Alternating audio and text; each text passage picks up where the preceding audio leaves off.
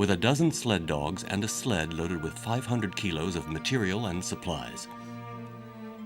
Jensen and Jan Ries have signed a 2-year contract, 2 years at minus 30 degrees, just for the fun of it.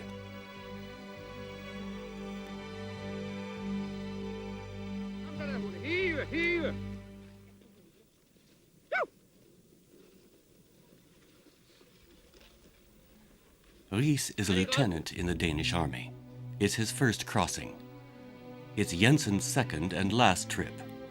The training they received before their departure for the far north is just as demanding as an astronaut's. Their physical and psychological preparation must ready them for all possible situations. Their lives depend on it. This polar tent was especially designed for the Sirius Patrol.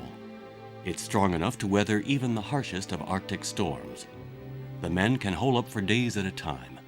They each take turns in preparing meals. Today, Ries is in charge.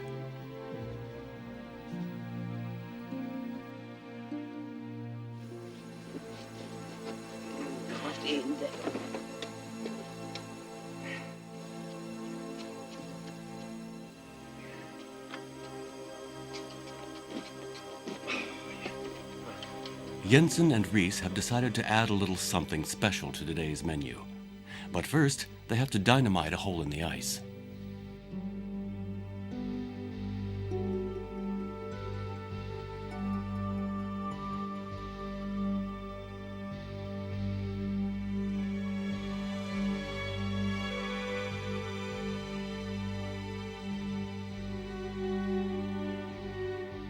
But the fishing's not good today. Like the dogs, they'll have to make do with their pemmican rations. Those who've eaten these bars of dried meat usually don't recall the taste with much pleasure.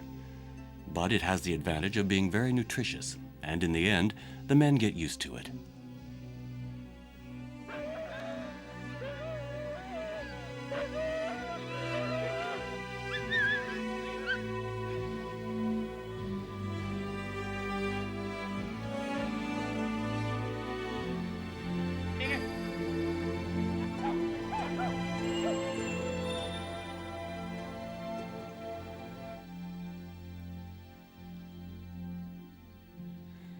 The daily radio hookup with the Dumborg station is the men's only link with the rest of the world. Every day at the same time, Jensen, the head of the expedition, calls in his report. He seldom has any news for the men at the other end, so they only chat. Greenland is the world's largest natural reserve, having more than 2 million square kilometers. Hunting is not allowed here, and one of Sirius Patrol's duties is to track down poachers. Musk ox live here. They're well known for their bad tempers. At this time of year, the sun doesn't set over Greenland. Day and night are one, and time seems to stand still.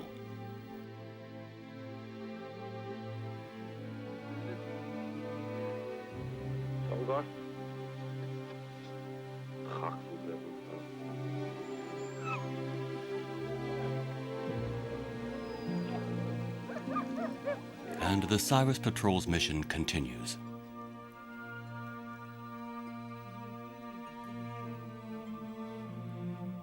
Jensen and Ries will split up in a few months.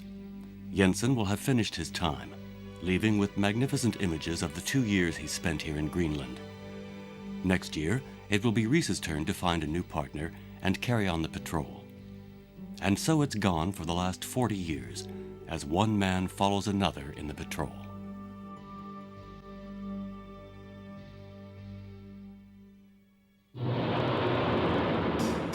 More than just a treasure hunt, this scientific study will lead René Hogar to a 14th century shipwreck and a major archaeological discovery.